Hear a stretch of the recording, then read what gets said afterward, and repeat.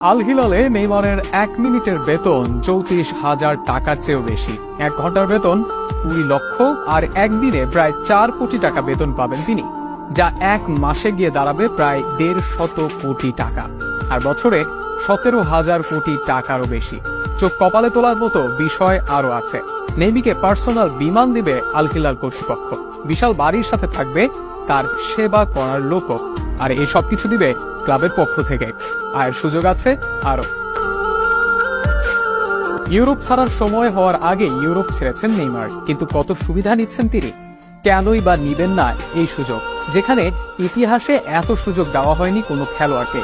আল হিলালে নেইমির যে বেতন ধরা হয়েছে তাতে প্রতি সেকেন্ডে ক্লাব দিবে তাকে 575 টাকা। অর্থাৎ নেইমার যে দৈনিক 8 ঘন্টা ঘুমাবেন, সেই 8 ঘন্টাতেও তার দৈনিক বেতন দাঁড়াবে 1,06,00,000 টাকা, আর দিনে তার বেতন 3 কোটিরও বেশি। মাসে 144 কোটি টাকা বেতন তো পাবেনই।